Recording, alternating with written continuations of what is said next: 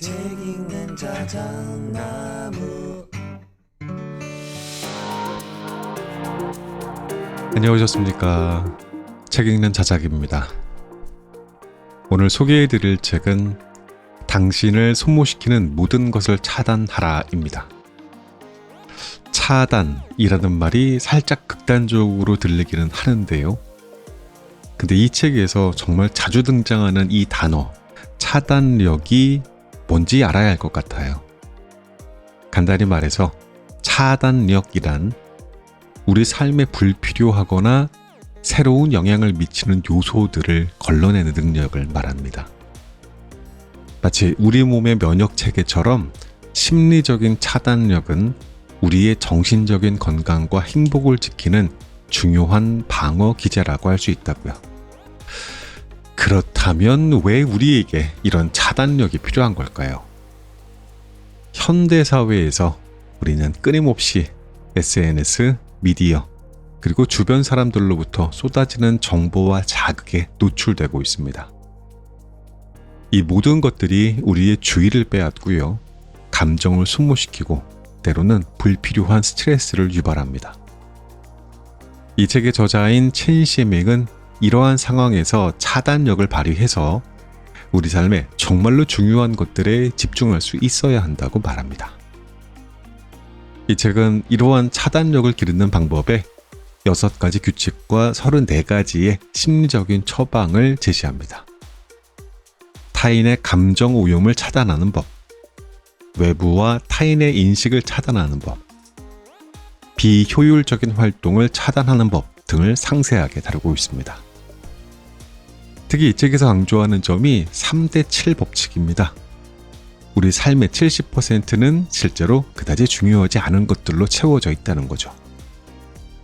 차단력을 발휘해서 이 70%를 걸러내고 정말 중요한 30%에 집중하는 것이 행복하고 의미 있는 삶을 사는 비결이라고 강조합니다.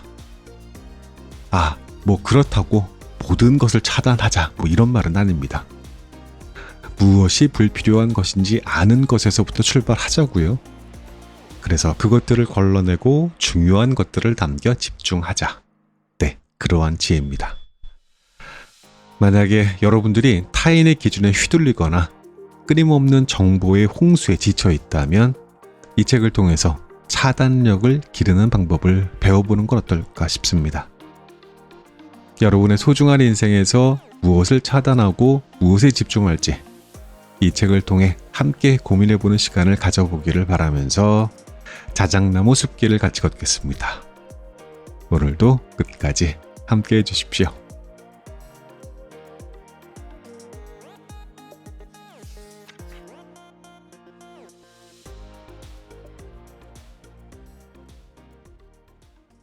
인생 존중을 위한 최고의 힘, 차단력.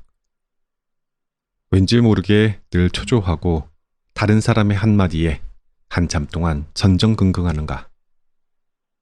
이러한 상황을 피하고 싶다면 지금 당장 차단력을 높여야 한다. 중국의 유명한 수필가 위치 우위는 악의적인 비평으로 여론몰이를 당하면서도 덤덤히 말했다. 말은 천리를 가도 먼지를 씻지 않는다. 혹시 3대7 법칙이라는 말을 들어본 적이 있는가? 핸드폰의 기능 중 70%는 쓰지 않고 집안 공간의 70%는 사용하지 않으며 살림살이의 70%는 다시 쓸 일이 없지만 아까워서 버리지 못하는 경우가 대부분이라는 뜻이다. 사람들이 불안해하는 이유도 덜 중요한 70%에 치중하여 중요한 나머지 30%를 소홀히 하기 때문인 경우가 많다. 이보다는 내게 주어진 일을 하고 나만의 길을 걸으며 중요하지 않은 70%를 차단함으로써 진정으로 내 삶의 중요한 30%를 즐겨야 한다. 미국의 작가 겸 심리학자 앤서니 로빈스는 어림짐작으로 만들어낸 두려움 대신 본인이 정말 이루고 싶은 목표에 100% 집중하십시오 라고 말했다. 사람들은 언제나 너무 조급해하고 너무 많이 생각하고 너무 적게 행동한다. 사실 이러한 태도보다는 비현실적인 생각은 차단하고 현재에 충실한 삶을 지향하는 편이 훨씬 유익하다. 살이 찌면 다이어트를 하고 능력이 부족하면 자기 개발을 하는 등의 삶의 태도를 가지면 반드시 좋은 일이 생길 것이다. 탐욕을 차단하라. 장자가 이러한 명언을 남겼다. 재물을 탐하면 위험이 따르고 권력을 탐하면 모든 게 고갈된다. 이 말은 자신이 원하는 바를 분명히 아는 것도 중요하나 모든 것을 욕심내고 탐내면 결국 아무것도 얻지 못한다는 의미다. 19세기 말 프랑스의 한 상인이 타이어 공장을 열었다. 최선을 다해 운영한 덕에 공장은 금세 큰 회사로 성공했다. 성공한 상인은 조선업에 관심이 생겨 선박 제조 공장을 세웠다. 얼마 뒤에는 주류업이 성행이라는 말에 단숨에 주류회사까지 차렸다. 상인은 사업을 많이 할수록 성공할 거라고 확신했다. 하지만 예상과 달리 얼마 지나지 않아 그의 회사는 적자가 나기 시작했다. 사업의 버팀목이던 타이어 회사마저 경영 위기를 겪게 되었다. 한동안 망연자실했던 그는 금방 다시 시작하기로 마음을 먹었다. 어느 날 포도 농장으로 시찰을 나간 그는 농부가 흠이 있는 청포도를 잘라버리는 장면을 목격했다. 버려지는 포도가 아깝다는 생각에 상인이 물었다. 이 포도들은 멀쩡한 것 같은데 왜 잘라버리는 겁니까? 농부가 답했다. 포도알을 조금씩 잘라내지 않으면 저들끼리 양분을 다퉈요. 그럼 과육이 크게도 못 자라고 당도도 떨어지죠. 이렇게 조금 잘라줘야 남은 포도들이 더 잘 익고 맛도 좋아지는 법입니다. 농부의 설명을 들은 상인은 큰 깨달음을 얻었다. 모든 것은 과유불급이라 욕심을 내다가는 오히려 큰 화를 입는 법이었다. 중국 기업가 저우홍이 대표가 어느 인터뷰에서 이런 말을 했다. 우선 자신이 무엇을 원하는지 파악한 다음 끊임없이 노력해야 합니다. 토끼가 보인다고 토끼를 쫓거나 야생닭이 보인다고 닭을 쫓거나 산봉우리가 보인다고 산을 정복했다고 여겨서는 안 된다는 말이죠. 간혹 글짓기 강좌를 수강하는 친구를 따라 무턱대고 글짓기 수업을 신청하거나 길이가 짧은 동영상의 쇼폼을 배우는 동료를 보고 돈이 되겠다는 생각에 동료를 따라 동영상 제작 교육 과정을 구매하는 사람들이 있다. 이들은 아무런 성과도 없는 곳에 제한된 시간과 에너지를 흐지부지 써버리고 결국 경제적, 정신적 낭비로 인한 자기 회의에 빠져 헤어나올 수 없게 될 수도 있다.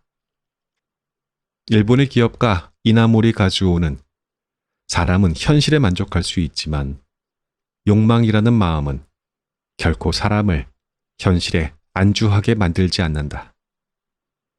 탐욕은 끊임없이 삶에 요구하게 만들고 차츰 모든 행복을 갉아먹는다 라고 말했다.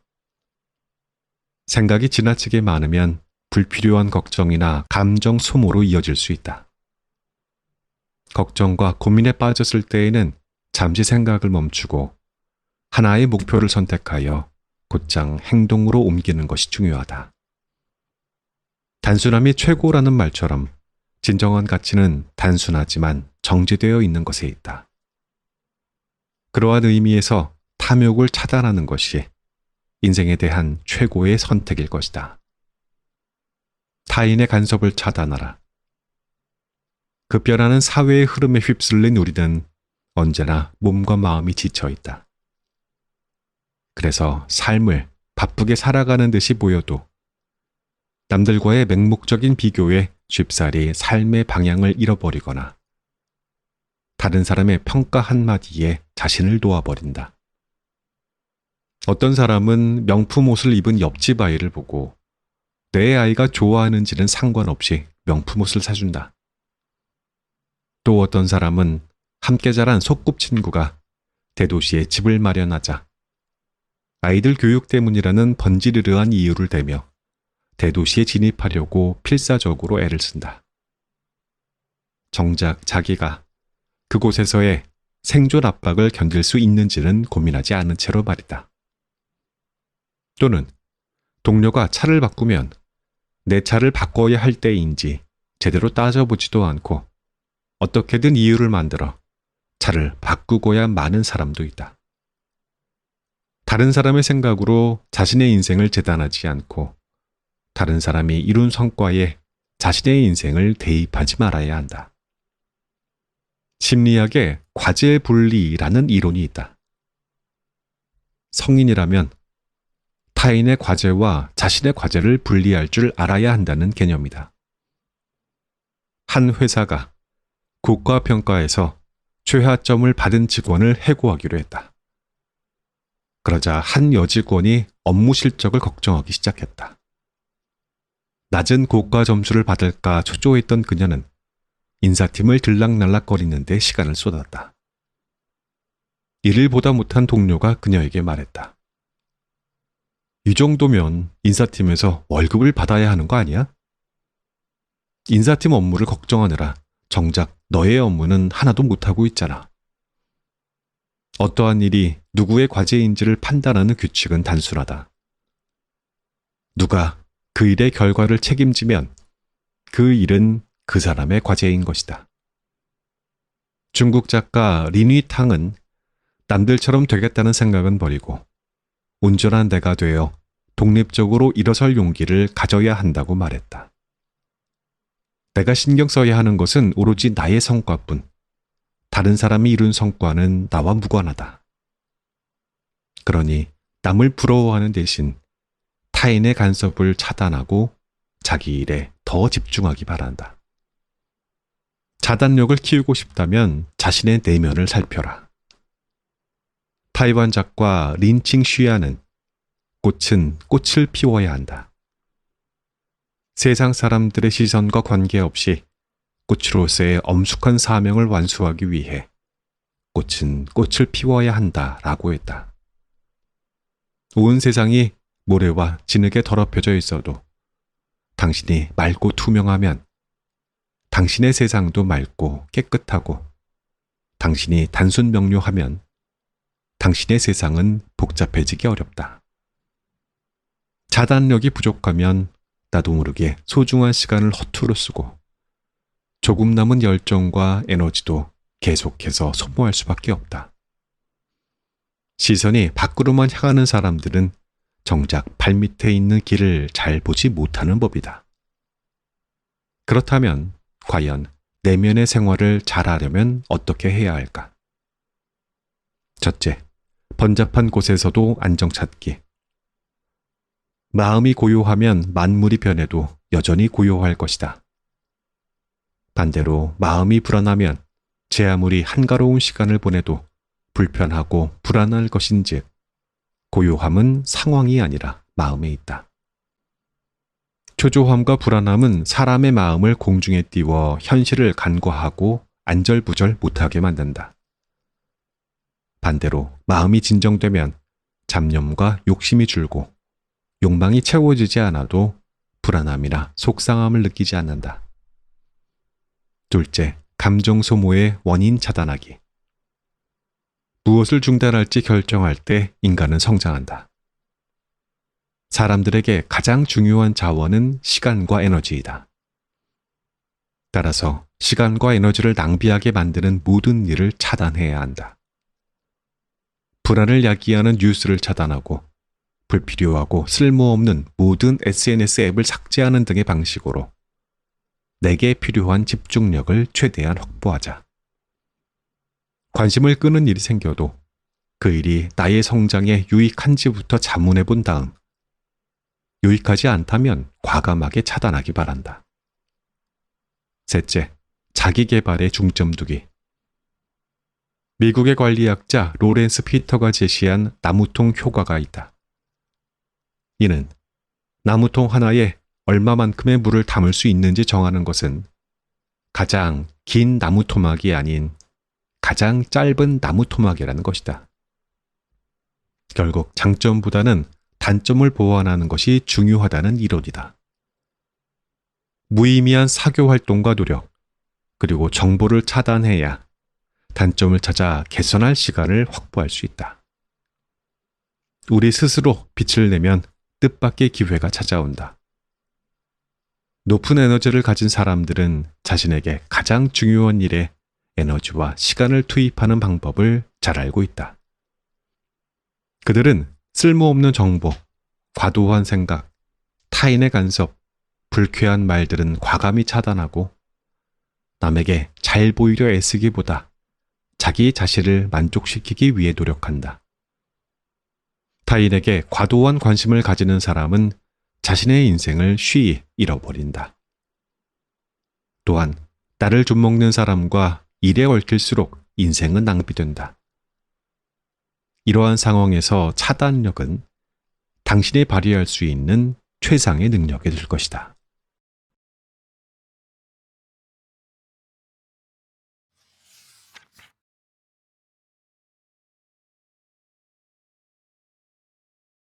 인생을 나락으로 몰아가는 감정 소모.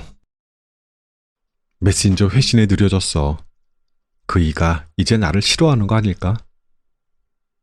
상사한테 실수로 몸은 님이 아니라 너라고 했어. 나를 버릇없는 사람이라고 생각하지 않을까? 이 정도 일도 제대로 못한다니 나는 루저가 확실해.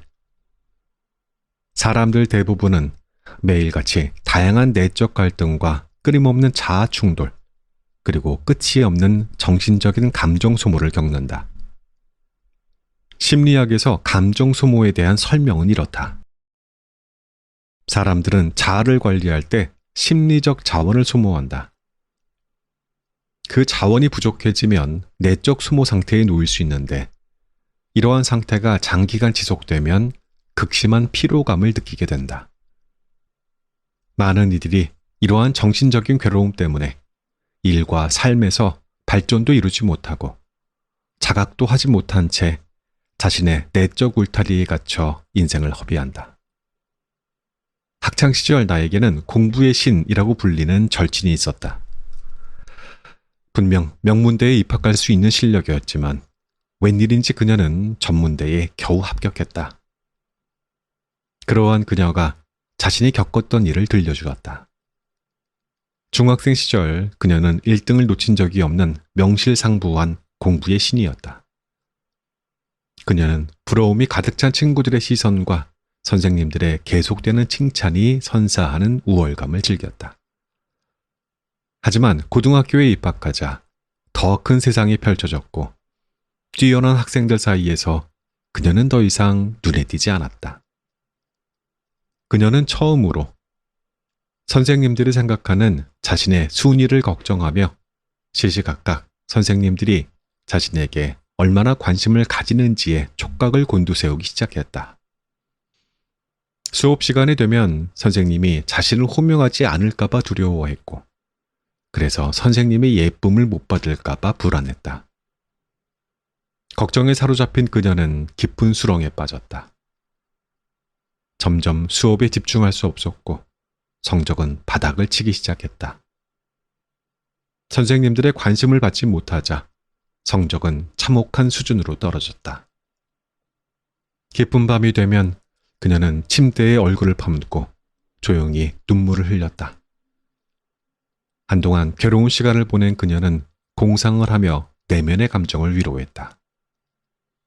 원래의 성적을 회복하고 다시 선생님의 칭찬을 받는 상상 속 장면이 머릿속을 가득 채웠다. 그렇게 걱정과 공상 사이를 헤매고 다녔으니 당연히 성적은 오르지 않았고 그녀는 결국 전문대에 만족해야 했다. 모든 이성과 에너지가 내면의 감정에 점령당해 공부에 쏟아야 할 집중력이 모조리 소진되고 만 것이다. 비현실적인 공상은 깊은 늪에 빠져 허우적대는 그녀를 구원해주지 못했다. 세상 모든 것에는 원인과 결과가 있다. 상상 속 세계에서의 헛된 투쟁은 오직 고통만을 더할 뿐 영원히 현실 속 결과를 바꾸지 못한다. 본인이 가진 에너지의 80%를 감정 소모에 사용하고 나머지 20%로 제대로 된 삶을 살려면 당연히 힘들 수밖에 없다. 그러니 감정 소모를 멈추고 중요한 일에 목표를 두자. 한 걸음 발자국을 남기다 보면 어느새 걱정이 사라지는 놀라운 경험을 하게 될 것이다. 첫째, 자신에게로 시선을 돌려라. 어느 날 한 사이트에 올라온 질문을 보았다. 다른 사람의 시선을 받는다는 건 어떤 느낌일까? 그리고 눈에 띄는 답변을 발견했다. 다른 사람이 아닌 너 자신에게 시선을 둬. 인생이 점점 즐거워질 거야. 그렇다. 현실 세계에는 타인의 시선 속에 사는 것이 익숙해진 나머지 자신을 그 속에 가둬버리는 사람들이 너무나 많다. 반면 절대 자신의 인생이 다른 사람의 시선이나 언어에 결정되게끔 내버려 두지 않고 운명을 손에 꼭 쥐고 있는 사람도 있다. 배우 자오리잉은 성공 강연이라는 강연 프로그램에서 자신을 부정 가운데 성장한 배우라고 소개했다. 11년째 배우로 활동 중인 그녀는 초반 7년 동안은 줄곧 조연 역할만 맡았다. 7년이라는 긴 시간 동안 그녀는 얼굴이 동그란 배우는 주연을 할 수 없다는 등 끊임없이 자신을 부정하는 말을 들어야 했다. 그런데도 그녀는 다른 사람의 말에 흔들리지 않았다. 배우의 가치를 얼굴형만으로 평가할 수 없다고 확신했기 때문이다. 그녀는 묵묵히 맡은 배역의 캐릭터에 공을 들이며 기회를 기다렸다. 1년 365일 중 300일 이상을 현장에서 보내며 자신만의 길을 걸어온 그녀는 노력은 배신하지 않는다라는 말을 증명이라도 하듯 대중에게 가장 사랑받는 톱 여배우가 되었다. 중국 명나라 때 집필된 증광현문에 누구나 뒤에서는 욕을 먹고 누구라도 뒤로 가면 험담을 한다라는 구절이 있다. 의심에 가득 찬 평가와 부정적인 목소리는 어디에나 존재한다는 의미다. 당신이 의기소침하게 굴면 사람들은 부정적인 평가를 내리고 자신감 있게 행동하면 인정과 존경의 눈빛을 보낸다. 사람들의 평가는 당장 눈앞에 보이는 모습에 대한 것일 뿐이다. 당신이 바라는 존경과 칭찬은 자신의 가치를 차곡차곡 쌓아야 얻을 수 있다. 자신의 가치는 본인 스스로 만들어가는 것이지 다른 사람의 평가나 시선에 의해 결정되지 않기 때문이다. 기나긴 인생의 여정에서 타인의 평가에 좌지우지되지 않고 마음의 소리에 따라 목표를 향해 한 걸음씩 전진하는 것. 이것이야말로 삶에 대한 가장 바람직한 태도이지 않을까. 옳은 곳에 에너지를 투입하라. 감정 소모를 겪는 사람에게는 보통 두 가지 자아가 있다. 첫 번째는 성장을 위해 부단히 노력하는 자아이고 두 번째는 제자리에서 꼼짝도 하기 싫어 필사적으로 막아서는 자아이다. 이런 자아의 방해를 극복하고 내면의 자유와 무한한 에너지를 얻고 싶다면 다음에 세 가지 방법을 시도해보자. 첫째, 사실과 견해를 구분해 독립적으로 사고하기. 대인관계를 맺다 보면 타인의 의견이 형태없는 감옥처럼 우리의 생각을 조여오는 데에도 이를 지나치게 중요하게 생각하는 사람들이 있다. 문제는 대부분 그들의 의견은 자신의 호불호를 토대로 좋고 나쁨을 평가하기 때문에 주관적인 색채를 띈다는 데 있다. 그러니 다른 사람의 판단과 견해는 사실이 아닐 때가 많고 공정성과 객관성이 결여된 경우도 적지 않다. 따라서 타인의 평가를 받으면 오해의 소지가 없도록 넓은 시각으로 의견과 사실을 구분하는 법을 배워야 한다.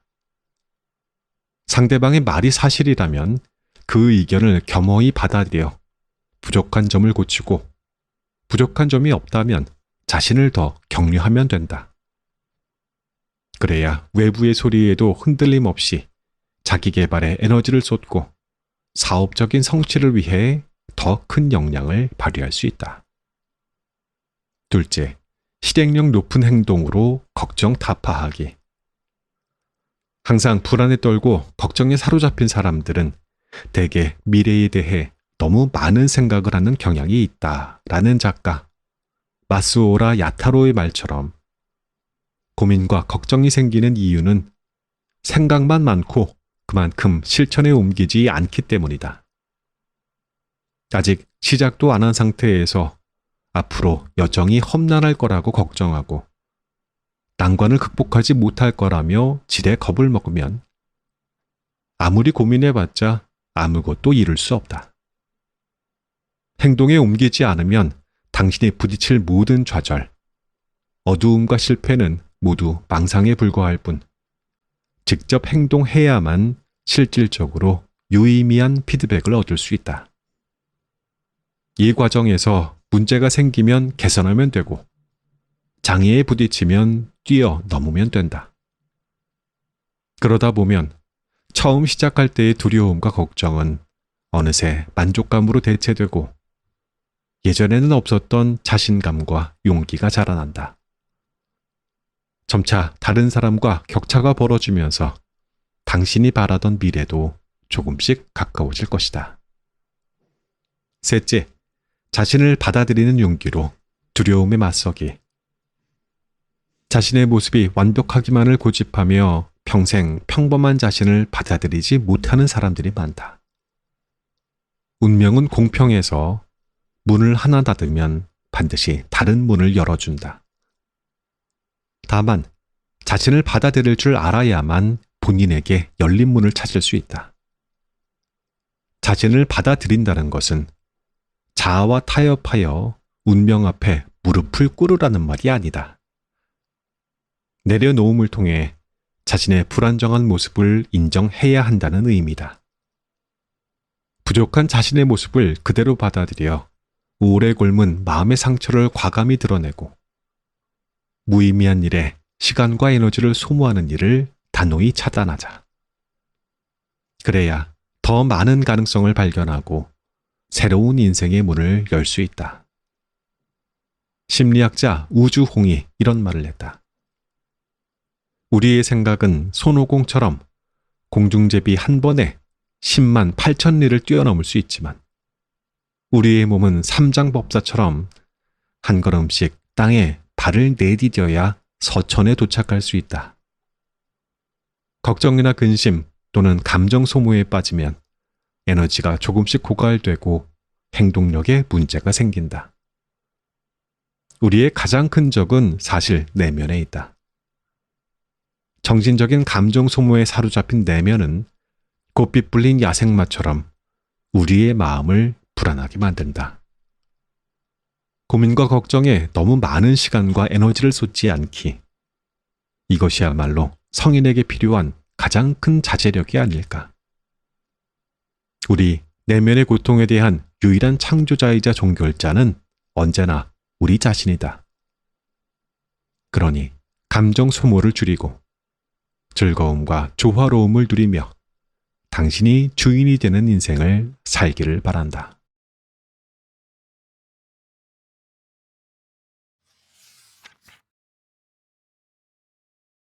억제 더하기는 조금만, 과감한 빼기는 많이. 미국 작가 레이디 클로츠가 누구나 고심할 만한 질문을 던진 적이 있다. 왜 어떤 것은 누군가의 삶을 전혀 개선시키지 못하는 데에도 우리는 그걸 거부하지 못할까요? 맞는 말이다. 사람들은 많은 것을 가질수록 선택의 폭이 넓어지고 인생의 출구도 다양해질 거라는 사고의 오류에 빠져서 아무것도 버리지 않고 아무것도 내려놓으려 하지 않는다. 사실 우리의 인생을 정말로 멀리 데려가는 요소는 억지 더하기가 아닌 과감한 빼기인데도 말이다.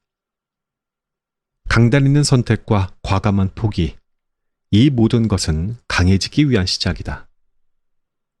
훌륭한 사람은 세 가지를 포기할 줄 안다. 바로 복잡한 대인관계, 중구난방인 목표, 지나친 무력이다. 복잡한 대인관계는 시간 낭비.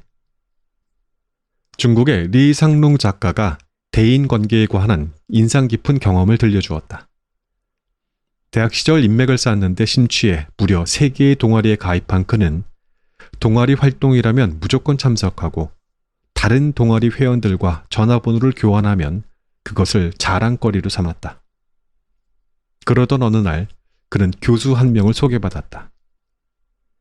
교수와의 관계를 더 돈독히 하고 싶었던 그는 교수가 야간 당직을 한다는 소식에 특별히 과일 2봉지를 사들고 당직 시간에 맞춰 찾아가기도 했다. 얼마 뒤 공산당 입당 신청서를 작성하던 리상롱은 부푼 기대를 안고 교수에게 도움을 청했다. 하지만 그에게 돌아온 건 냉정한 한마디뿐이었다. 시간이 없네. 몇 년이 지나 어느 깊은 밤 교수가 된 리상롱에게 그때 그 교수의 전화가 걸려왔다. 교수는 간단한 안부를 물은 뒤에 본론을 꺼냈다. 자기 아들이 수업을 받을 수 있도록 믿을 만한 교수를 추천해달라는 부탁이었다. 리상롱의 부탁을 단칼에 거절했던 교수가 언제 그랬냐는 듯 웃는 얼굴로 도움을 청한 것이다. 그 순간 리상롱은 꿈에서 깨어나듯이 모든 유의미한 대인관계는 동등한 보상이 뒷받침되어야 한다라는 사실을 깨달았다. 상대방에게 가치 있는 보상을 주지 못하는 관계는 무의미한 관계에 불과하다. 대학생 시절의 리상롱처럼 더 많은 정보와 이익을 얻기 위해 인맥 쌓기와 교우 활동에 몰두했지만 결과적으로 아무런 수확도 얻지 못하는 사람이 우리 주변에 셀 수 없이 많다. 이러한 사람들은 친구가 많을수록 연결고리도 늘어난다는 말을 철석같이 믿지만 이는 오해에 불과하다. 진정한 연결고리는 나의 능력을 전제로 이어져야 하기 때문이다. 각종 네트워크 활동에서 문어발식으로 알아나온 친구는 그저 술자리에서 오간 거짓 우정이자 가면놀이에 불과하다. 대인관계는 다다익선이 아니다. 지나치게 복잡하고 맹목적인 대인관계를 추구하면 사교 유일론 같은 함정에 빠져 자신의 가치를 잊게 된다. 시간은 누구에게나 더없이 소중하다. 그러니 이제라도 무의미한 네트워크 활동을 정리하고 내게 주어진 시간과 에너지를 더 가치 있는 사람과 일에 쏟기를 바란다. 중구난방의 목표는 에너지 낭비. 한동안 나는 신경성 이명에 시달렸다. 심리적인 측면에서 원인을 찾아보니 내가 너무 많이 바라는 것이 화근이었다. 나는 회사에 출근하면서 책을 집필하는 동시에 1인 미디어 계정을 운영했다. 나에게 주어진 에너지와 시간이 한정적이기 때문에 한 가지에만 집중해야 한다는 사실을 나도 알고는 있었다. 그런데도 나는 맹목적으로 동시에 여러 가지 일을 다 잘할 수 있다고 자신했다. 당시에 나는 쉼 없이 달려갔다.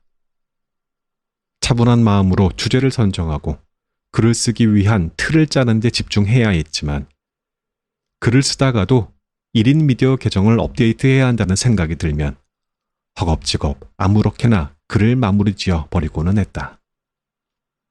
그랬다. 글쓰기라는 목표도 달성해야 하고 1인 미디어 업데이트라는 미션도 완수해야 한다는 강박 때문에 나는 오밤중까지 허둥거렸다. 그래서 근무 시간 동안 벌겋게 충혈된 눈으로 밀려오는 졸음과 싸우느라 온종일 하품을 해대기 일쑤였다. 그러다 한 번은 고객 정보를 잘못 보는 심각한 실수를 저질러 상사에게 호되게 핀잔을 들었다. 그 후로도 수면 부족과 불규칙한 휴식 때문에 종일 초긴장 상태로 지내는 날들이 이어졌다. 그러던 어느 날부터 귀에서 웅웅거리는 소리가 들리기 시작했고 소리는 귀에 뿌리를 내린 것처럼 어떻게 해도 사라지지 않았다. 결국 나는 의사에게 진료를 받고 나서야 신경성 이명에 걸렸다는 사실을 알게 되었다. 분신술로 2마리 토끼를 잡으려던 나는 결국 아무것도 잡지 못했다. 제대로 된 글을 쓰지도 못했고 1인 미디어 운영도 큰 성과가 없었을 뿐더러 진료비 청구서까지 날아들었다. 실제로 나와 같은 경험을 하는 사람이 적지 않을 것이다. 분명한 것은 더 많이 원할수록 더 많이 잃게 되고 여러 분야를 동시에 시도할수록 결국 아무것도 남지 않는다는 사실이다. 목표가 많다고 좋은 것은 아니다. 분명 목표는 성공을 이루는 기본 조건이지만 성공의 핵심이 될 수는 없기 때문이다. 성공하려면 잡념을 비우고 어디에 중점을 둘지, 어떠한 일과 사람을 포기해야 할지를 분명히 한 다음 목표를 정확하게 파고들어야 한다. 큰 야망을 품었다면 빨리 성공하고 싶은 게 당연하다. 그렇지만 현실적인 고민 없이 무작정 뛰어들면 오히려 손해를 입을 수 있다. 첫 술에 배부르랴라는 말처럼 목표를 간결하게 만드는 방법을 모르는 채 무리하면 결국 더 큰 대가를 치르게 된다. 지나친 무력은 감정 낭비. CCTV에서 방영한 다큐멘터리 생활의 빼기에 정리 전문가 샤샤가 특별한 집주인을 만나는 장면이 방영된 적이 있다. 신청자의 집에 막 들어선 순간 그녀는 눈앞에 펼쳐진 장면 때문에 얼어붙고 말았다. 집안은 아무렇게나 쌓인 물건들로 발 디딜 틈조차 없었고 거실은 옷이 산더미처럼 쌓여 쓰레기장을 방불케 했기 때문이다. 집주인은 옷과 매치하기 위해 디자인이 같은 신발이라도 색상별로 몽땅 구매한다고 말했다. 온 집안 식구들이 미친 짓이라며 말렸지만 식구들의 반대에도 불구하고 도둑처럼 몰래 물건을 사고 구석구석 숨겨놓았다. 하루는 딸이 신나게 노래를 부르며 즐겁게 집에 돌아오다가 집에 도착하자마자 얼굴을 잔뜩 찌푸리며 짜증을 냈다고 한다. 이게 다 뭐야? 너무 더러워. 그 순간 집주인은 자신이 소비 욕구에 사로잡혀 식구들을 고통스럽게 했다는 사실을 깨달았다. 결국 그녀는 물건을 버리기 위해 정리 전문가에게 도움을 청했다. 힘겨운 과정이었지만 집주인은 딸을 생각하며 이를 낭다물었다. 잡다한 물건을 모두 버림으로써 소비 욕구를 억제하려는 계획이었다. 버리기란 사실 물건에만 해당되는 것이 아니라 내면의 욕망까지 포함해야 한다. 그런 의미에서 보면 집주인이 집안의 물건을 정리하는 것도 버리기의 첫 단계에 불과했다.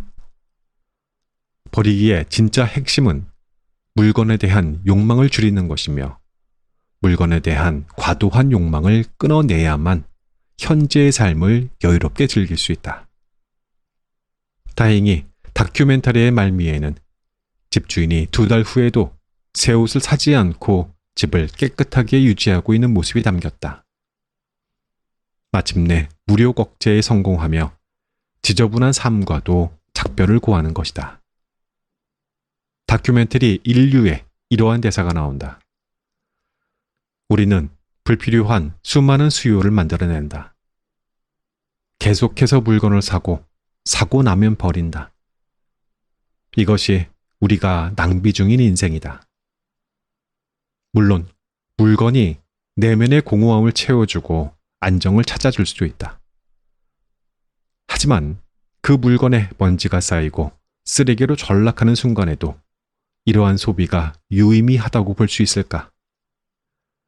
내면의 무력에 맞서지 못하면 아무리 많은 물건을 가져도 삶의 즐거움을 찾을 수 없다. 모든 일이 당신에게 적합할 수는 없고 당신에게 적합한 모든 일을 할 수도 없다. 여러 개의 줄에 묶인 상태로 얼마나 멀리 뛸 수 있겠는가 라는 말을 보고 크게 공감한 적이 있다. 욕망은 끝이 없고 원하는 물건도 계속해서 생기기 마련이라 아무리 힘들어도 필사의 각오로 주변 사람과 일을 선별해야만 장기적인 발전을 도모할 수 있다. 나에게 집중하고 자본을 축적하기 위한 에너지를 얻으려면 대인관계를 간소화해야 하고 진리와 실리 추구를 위한 시간을 가지려면 명확한 목표를 세워야 하며 몸과 마음을 정리하고 현재를 즐기려면 물질에 대한 집착을 버려야 한다. 모든 성공의 이면에는 결연한 의지와 끝까지 해내려는 인내심이 깔려있다. 지금 당신이 떠나보내고 버리고 포기하는 것들이 훗날 훨씬 더 큰 보상으로 되돌아올 것이다.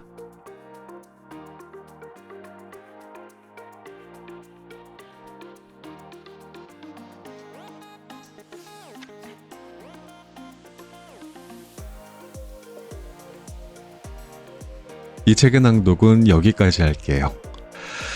언젠가 이 에피소드를 말씀을 드렸었던가 싶기도 한데 오늘은 이 책과 얼핏 관련이 있는 것 같아서 다시 한번 꺼내봅니다. 1년하고도 8개월 전에 25년 가까이 하던 일과 이별하고 지금 다른 일을 하고 있습니다. 문제는 휴대폰이라는 것을 가져본 이후로 왜 어떻게든 휴대폰과 전화번호가 바뀔 때마다 예전 연락처를 새 휴대폰이나 새 번호로 모두 이동을 시키곤 하잖아요. 다들 그렇게 하시죠? 휴대폰이랑 전화번호는 바뀌어도 예전 연락처는 계속 가지고 오잖아요. 혹시나 인수인계할 일이 있을지 몰라서 약 1년간 예전의 휴대번호와 연락처를 이번에도 유지하고 있었습니다. 1년 후에 큰 결심을 합니다. 휴대번호를 바꿨어요. 그리고 뭔가 큰 결심을 하고 싶어졌어요. 안에 들어있던 연락처를 모두 삭제해버린 겁니다.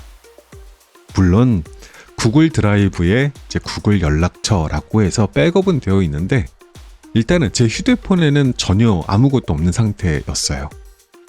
진짜 꼭 필요한 사람만 하나씩 옮겨 적는다라는 기준을 세웠고 옮겨봤는데 어이가 없어서 웃을 수조차 없었습니다. 제가 그동안 가지고 있던 휴대번호 연락처가 무려 한 2,000명, 정확히 보면 2,069명이었어요. 이 연락처에서 꼭 필요한 사람만 새 휴대폰에 저장을 하니 몇 명이 남았을까요? 12명이었어요. 12명. 여기에서 가족들을 빼면 또 몇 명이나 있었겠습니까? 그리고 거의 1년이 지나가고 있습니다. 그동안 저는 12개의 번호로만 사용하면서 살아왔어요. 그 이후에 추가된 번호가 있긴 합니다. 택배 기사님들, 아파트 관리실 같은 딱 한 번 예전에 구글 주소록에서 꼭 필요한 한 사람의 전화번호를 찾아봤던 기억은 있네요. 근데 그 이외에는 저는 지금까지 아주 잘 살고 있습니다. 12개의 전화번호만으로. 태어나서 지금까지 요즘만큼 나에게 집중하면서 자유로움을 만끽하는 행복감을 누려봤던 적이 없습니다. 이 작은 살림 정리가 제 삶을 얼마나 홀가분하게 만들었는지를 말씀드리고 싶었어요. 더 이상 이 사람이 누구였더라? 하면서 머리를 극적이지 않아도 되고 잊고 있었던 지인의 생일 축하 메시지에 어색하게 고마워요 라고 답장할 필요도 없어졌습니다. 대신 정말 중요한 사람들과의 관계에 집중할 수 있게 됐습니다. 이 책에서 말하는 차단력이란 바로 이런 걸 겁니다. 우리 삶을 복잡하게 만드는 불필요한 것들을 과감하게 정리하는 능력이죠.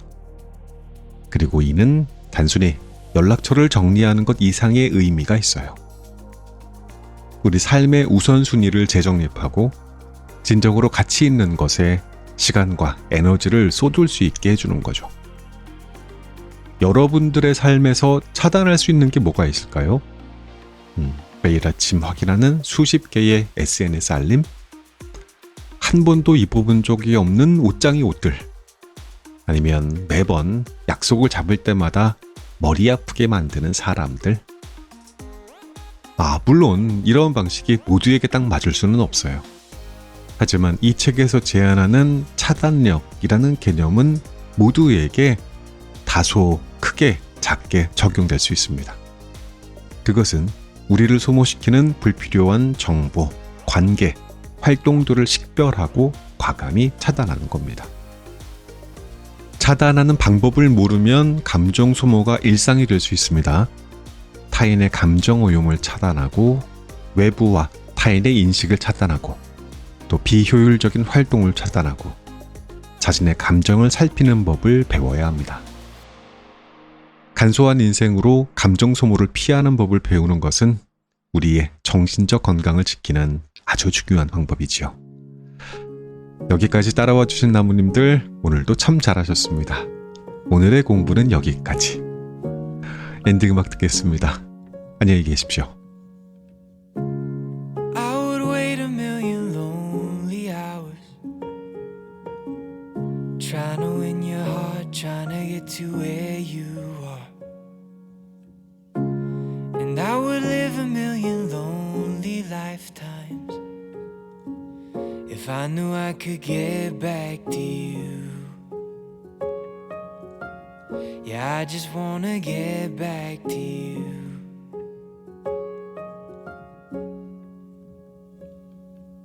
May take some time, I don't wanna find no one but you in my arms. If it's a test, I'm doing my best, but it gets hard being without you, being without you.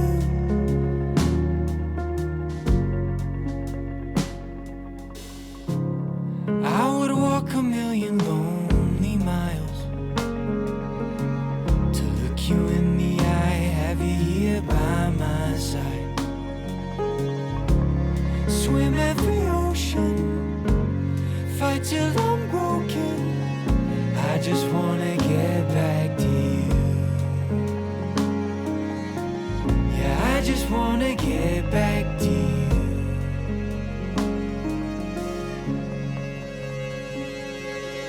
May take some time,